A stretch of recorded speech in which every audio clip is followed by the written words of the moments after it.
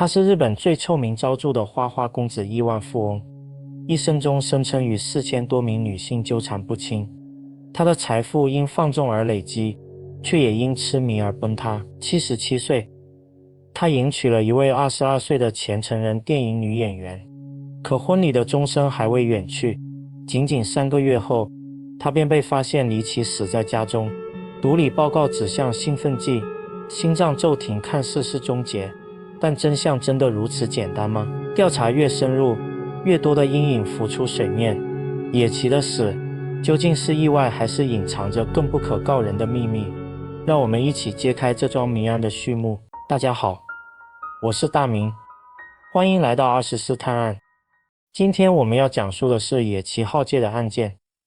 他于1941年出生在日本和歌山县田内市，是家中7个子女中最年幼的一位。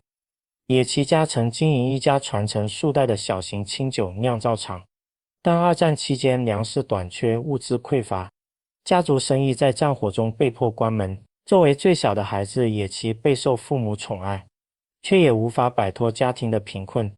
少年时期的野崎学业平平，14岁时母亲为他安排了一次特别机遇，与村里一位30多岁的寡妇发生亲密关系。这次经历点燃了他对性的强烈渴望，他开始将女人视为可以用金钱换取的商品。然而家境贫寒，他只能在战后废墟中捡拾废金属卖钱，攒下的微薄收入全用来满足欲望。16岁时，他辍学进入新屋一家清酒厂当学徒，每天收集空酒瓶，清洗、送货，薪水微薄，生活单调。野崎心中燃起了雄心壮志，他渴望财富与女人的陪伴。为实现目标，他偷偷私卖工厂清酒，赚取外快。1958年，17岁的他在送货时发现路边排水沟里漂浮着避孕套，新奇事物启发了他。当时日本战后复苏，避孕套因橡胶短缺，价格昂贵，一个大学毕业生月薪15000日元，一包12个装避孕套却要1200日元。野崎嗅到商机，用攒下的钱批发避孕套，上门推销。他口才出众，甚至亲自示范用法，生意迅速火爆。随着收入增加，他辞去学徒工作，全身心投入创业。20世纪60年代，日本经济腾飞，避孕需求激增，野崎的生意蓬勃发展。他结识中产阶级客户，获得投资，组建销售团队。随后他抓住政府为严格监管私人贷款的时机，推出高息贷款业务。60年代中期，橡胶进口解禁，避孕套价格暴跌，他果断转行，将精力投入利润更高的贷款业。为追债，他与黑帮合作，业务扩展至名古屋、大阪。到1972年，他积累巨额财富，又进军房地产，利用日元升值趋势扩大资产。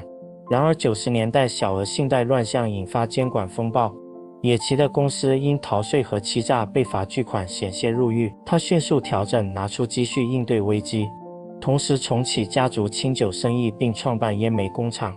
这些传统产业不仅传承家族历史，也助他渡过难关。野崎从贫困少年蜕变为精明商人，他的故事映照出战后日本的社会变迁与个人奋斗。到了2000年，野崎已积累了超过30亿日元的惊人个人财富，堪称日本商界的传奇人物。年轻时，他怀揣着成为富豪的梦想，凭借敏锐的商业嗅觉和不懈努力，最终实现了这一目标。他成为了常年混迹于酒吧和成人娱乐俱乐部的熟客，后来更是摇身一变，成了这些场所的老板。每当遇到心仪的女性，野崎从不掩饰自己的欲望，他会毫不犹豫地展开热烈追求，有时甚至当场奉上高达50万日元的现金，只为与他共度一夜春宵。朋友们常常拿他打趣，说只要野崎开始约会，总有人能预见到他下一步的剧本，郑重其事地宣布结婚意向，甚至亲自登门拜访女方的父母，十足一副痴情模样。野崎对女友出手阔绰，礼物现金从不吝啬。然而当对方放下戒心，认真考虑婚姻时，他却像换了一个人，突然变得冷淡疏远，直到女方心灰意冷，主动放弃这段感情。他从不避讳自己的真实动机，公开宣称赚钱的终极目标是为了在成为日本顶级富豪后，能尽情地与更多女性约会，甚至将这种生活方式视为人生至高享受。野崎还曾自鸣得意地写下一本书，书名颇具挑衅意味，我和美女睡了一觉就成了大亨。他在书中炫耀，虽然日本不乏腰缠万贯的男人，但没人像他这样舍得在女人身上挥金如土。据他自己统计，一生中与超过4000名女性有过亲密接触，为此花费了近30亿日元，这几乎成了他生命中最引以为傲的成就。野崎一生结过3次婚，每一段婚姻都充满了戏剧性。他的第一任妻子是他在90年代常光顾的一家小酒吧的女招待，生得娇俏可人，比他小了整整30岁。两人婚后不久，婚姻便迅速走向破裂，分居成了常态。妻子曾公开控诉野崎的控制欲近乎病态，他几乎不允许他在未经许可的情况下离开家门，甚至连日常社交都被严格限制。尽管他坦言嫁给野崎是为了钱，但这种与世隔绝的囚笼生活实在令人窒息。最终在2013年，以72岁的他忍无可忍，提出离婚，结束了3年的有名无实婚姻。离婚后，野崎很快又将目光投向了一名22岁的年轻女孩。这位1991年出生的女子比她小50岁，身高173厘米，长发飘逸，气质出众。她白天是大学生兼职模特，晚上则在酒吧做女招待赚取生活费。两人年龄差距悬殊，却迅速坠入爱河。然而这段婚姻同样未能长久，2016年便以分手告终。早在正式离婚前，他们已分居多时。2016年2月，趁野崎外出疗养之际，这名女子潜入他在和歌山县塔奈市的豪宅，卷走了价值6000万日元的贵重物品，包括钻石首饰、名贵手表和其他奢华物件，随后销声匿迹。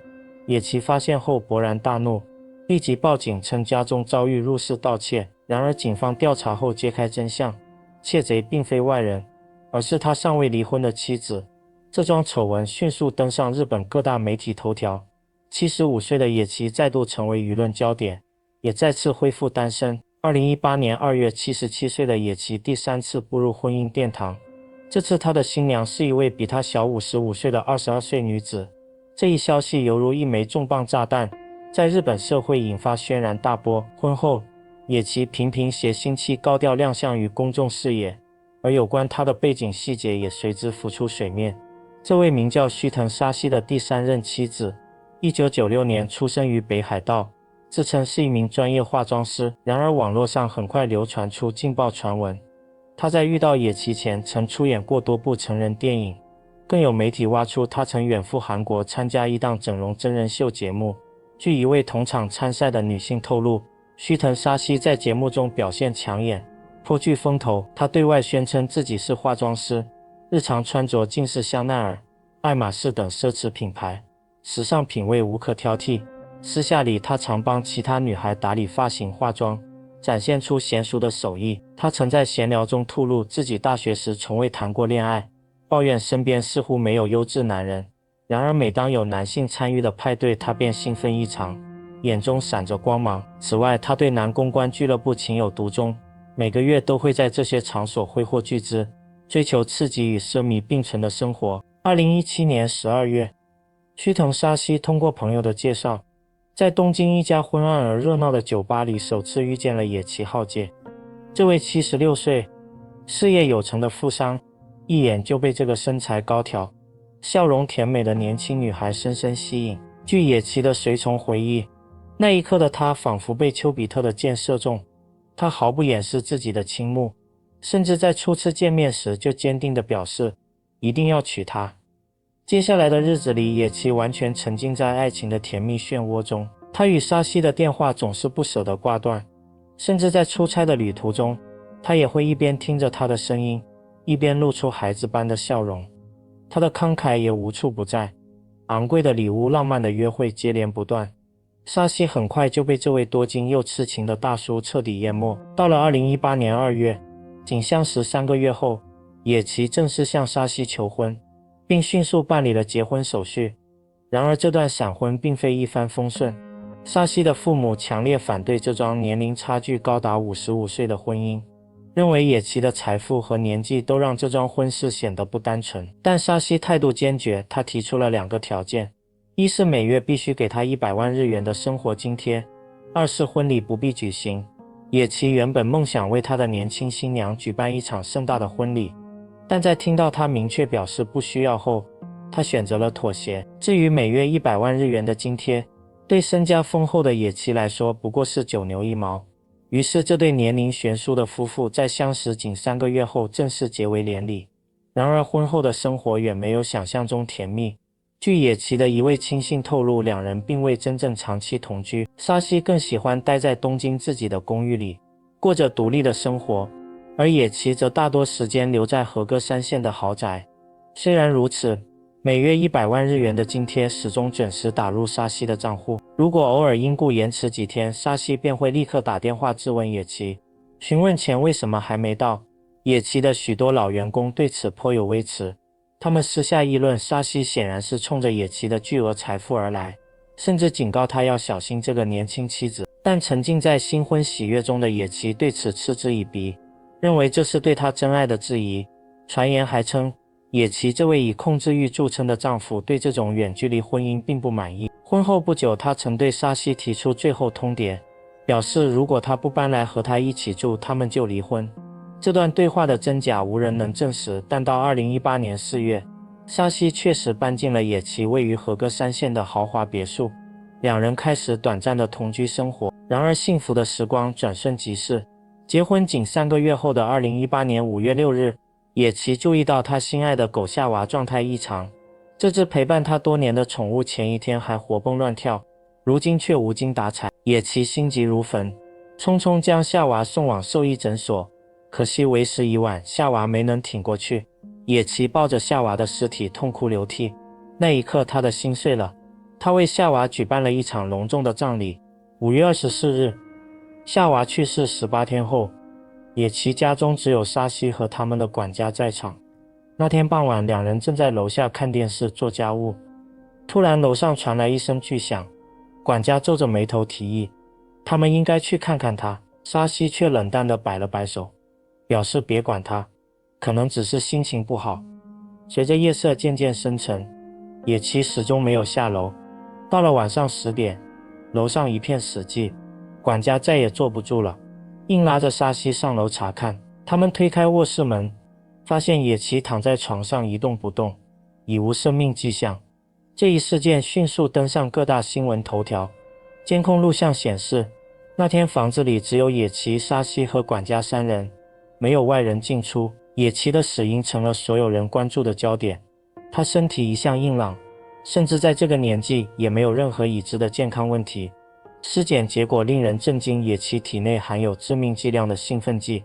有人猜测他因夏娃的死过于悲伤而自杀，但这一说法很快被推翻。野崎的自传中曾明确写道，他既不吸烟也不沾染任何毒品，他的健康记录和生活习惯也完全支持这一点。更离奇的是，头发检测显示他体内没有任何长期使用兴奋剂的痕迹。作为曾2次中风的病人，野崎对自己的健康格外小心，他主动服用有害物质的可能性几乎为零。更令人费解的是，野崎身上没有注射痕迹或吸食装置，兴奋剂似乎是通过口服进入体内的。前瘾君子受访时表示，口服兴奋剂效果较弱，且味道苦涩，除非被装进胶囊，否则难以掩盖味道。犯罪心理学家指出，口服毒药寻求快感的情况极为罕见。这一切都指向一个骇人听闻的结论：野崎可能是被人蓄意毒害而非自杀。人们的目光很快转向了夏娃的死，她的离世同样蹊跷，突然发病，在野崎怀中剧烈喘息而亡，不像是自然衰老导致的死亡。有人大胆推测，或许夏娃的死是某种试验，凶手在对野崎下手前，先用它测试了兴奋剂的致命剂量。然而警方挖出夏娃的尸体和周围土壤进行化验后，并未发现兴奋剂残留。他的死因至今成谜。家中搜出的空啤酒瓶也被检测，但同样没有毒物痕迹。尽管证据不足，调查人员却无法摆脱一种直觉：野崎的死绝非偶然。野崎的密友吉田提供了一条关键线索，他透露，在野崎去世前一天，他接到野崎的紧急电话，约他到家中商讨要事。吉田猜测野崎可能打算与沙希离婚。据他说，野崎性格温和，不擅长直接对抗，他希望吉田帮忙处理离婚事宜。这一通电话或许成了野崎死亡的导火索。在野崎的葬礼上，沙希的表现令人侧目，他面带微笑，低头盯着手机，对周围的媒体和悼念者视若无睹。面对离婚传言，他愤怒反驳，并坚称自己有权继承野崎一半的遗产。野崎的家人却坚决反对，双方争执不下。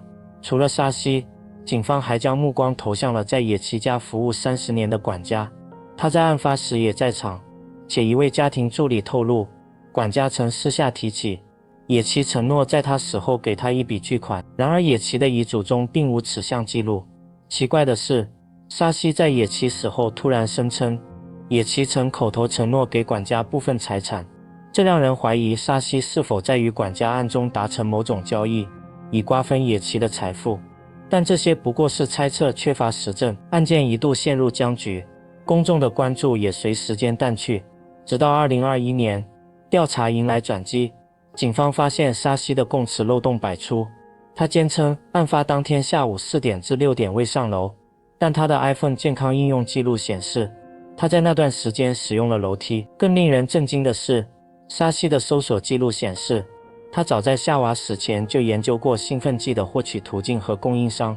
法医在家中吸尘器和厨房地板上发现了毒品痕迹，似乎有人试图清理现场。最终证据确凿表明，沙希曾与毒贩交易，获取了致命药物。2021年4月20日，野崎死后3年，沙希在东京新川区一间公寓内被捕，罪名包括涉嫌谋杀和违反兴奋剂管制法。此外，他还被指控诈骗佐普市老人6000万日元。公众哗然，沙希却矢口否认一切罪名。他被关押在和歌山市某拘留中心至今，审判日期仍未确定，这在高调案件中极为罕见。尽管沙希被捕，案件仍成疑团。他是如何神不知鬼不觉地给野崎下药的？动机究竟是什么？有人怀疑他与日本黑帮勾结，觊觎野崎的13亿日元遗产，也有人称他试图挪用野崎公司资金，但这些指控未被证实。2022年，一份遗嘱浮出水面，称野崎欲将全部资产捐给田边市，但沙希作为法定继承人，仍有权分得部分财产。然而若他被判有罪，这一切将化为泡影。野崎的亲属早在2020年便发起诉讼，质疑遗嘱真实性，若胜诉，遗产分配将彻底改写。时间飞逝，转眼到了2024年12月12日，和歌山地方法院迎来了备受瞩目的野崎浩介死亡案的最终判决。这场审判的焦点集中在2个核心问题上：野崎是否真的被谋杀？如果是，须藤沙希是否就是幕后凶手？检察官在庭审中态度坚决，他们认为沙希具备明确的犯罪动机，继承野崎高达13亿日元的巨额遗产。他们指出，沙希是唯一能够接近野崎并让他服下兴奋剂的人。检方提交的证据显示，在野崎去世前，沙希曾在手机上搜索兴奋剂过量以及完美犯罪等令人生疑的关键词。此外，他曾花费数十万日元从毒贩手中购入超过3克的兴奋剂，这一剂量足以致命3倍有余。基于此，检察官强烈要求判处沙希终身监禁，称他的行为是精心策划的冷血谋杀。然而沙希在庭上始终坚称自己无罪，他否认杀害野崎，也否认曾主动让野崎服用兴奋剂。辩方律师称，沙希每月从野崎处获得约6500美元的津贴，生活无忧，根本没有杀人的必要动机。他们进一步提出一种惊人假设，沙希购买兴奋剂其实是因野崎本人的要求，可能是野崎自己服用了这些药物，或许是为了某种未知的个人目的。辩方强调，检方未能提供直接证据证明沙希将兴奋剂交给野崎，更不用说证明他蓄意谋杀。和歌山地方法院最终裁定沙希无罪。判决书围绕2大关键点展开分析。首先是兴奋剂的真实性问题。法院指出，尽管检方声称沙希从毒贩手中购得了致命剂量的兴奋剂，但根据相关证人证词，不能完全排除他收到的可能是伪装成毒品的结晶糖或其他物质。由于缺乏确凿的化学检测证据证明这些物质就是兴奋剂，法院认为这一指控存在重大疑点。第二个关键点是沙西的互联网搜索记录，检方将其视为预谋犯罪的铁证，强调他在野崎死前搜索过兴奋剂过量和完美犯罪等词。然而判决书指出，这些搜索行为并不能直接证明沙西有谋杀野崎的具体计划。辩方反驳称，这些搜索可能只是出于好奇或与野崎的私人请求有关，检方未能排除这种合理可能性。法院最终认定搜索记录作为间接证据，力度不足以定罪。基于上述理由，法院表示，对于沙西是否杀害野崎仍存在合理怀疑。